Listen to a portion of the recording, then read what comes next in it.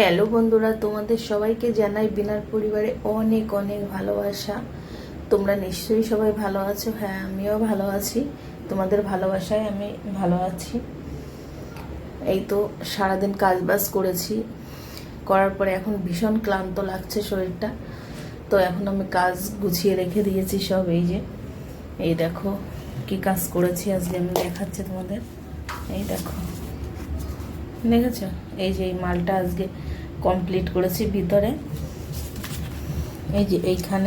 এখানে চুড়ি হবে, যখন হয়ে যাবে কালকে তখন আবার তোমাদের দেখাবো। দেখেছো কি সুন্দর? এই দেখো, এই মালটা তৈরি করেছি আজকে সারাদিন।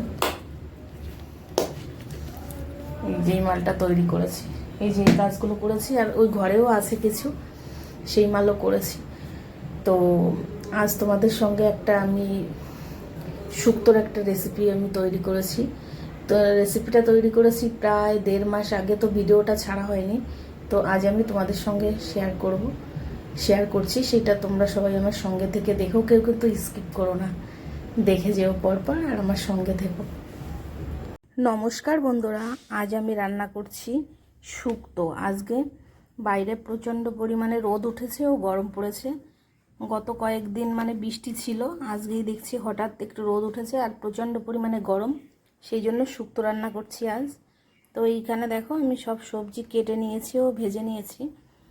আর এই যে বাটিটার ভেতরে আছে কাজু বাদাম, পোস্ত, সর্ষে আর এই যে চালমগজ, এগুলো সব একসঙ্গে ভিজিয়ে রেখেছি, এগুলো আমি পেস্ট করে নেব।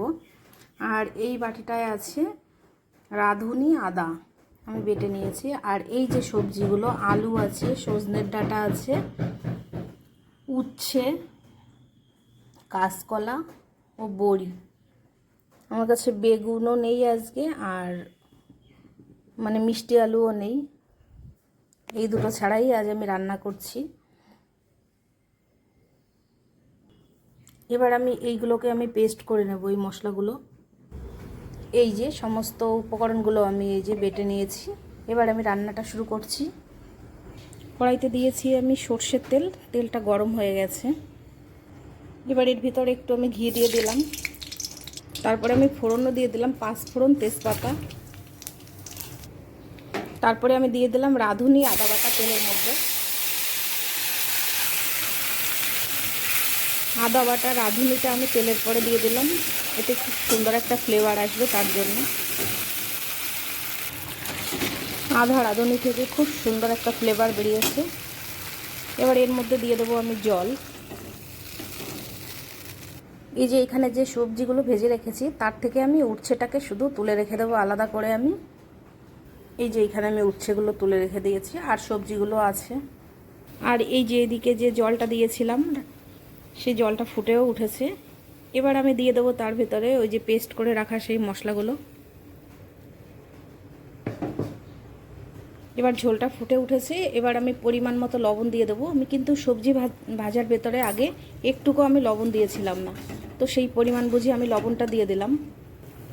এবার কি করব, এই যে সবজিগুলো আছে সেই সবজিগুলো সব আমি দিয়ে দেবো ঢেলে।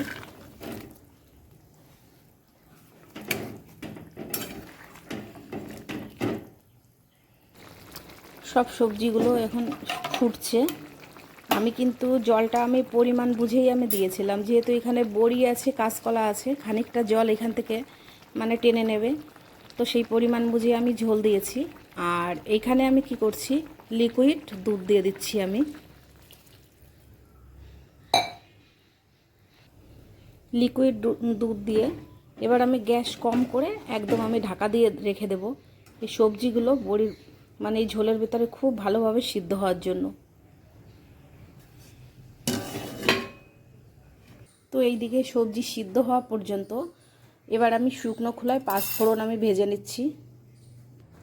আমি ঢাকনাটা তুলে নিয়েছি, সবজিগুলো কিন্তু খুব ভালোভাবে সিদ্ধ হয়ে গেছে।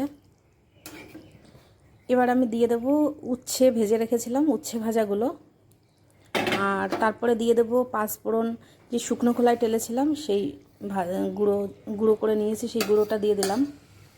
আর দিয়ে দিলাম আমি পরিমাণ মতো চিনি, আর দিয়ে দিলাম 1 চামচ ঘি। এবার আমি সব উপকরণগুলো একসঙ্গে খুব ভালোভাবে আমি মিশিয়ে নেব। মিশিয়ে নিয়ে আমি 10 মিনিট আমি চাপা দিয়ে রেখে দেবো, তারপরেই কিন্তু আমি নামিয়ে নেব। আমার শুক্তোটা কিন্তু রান্না কিন্তু রেডি হয়ে যাবে। তারপর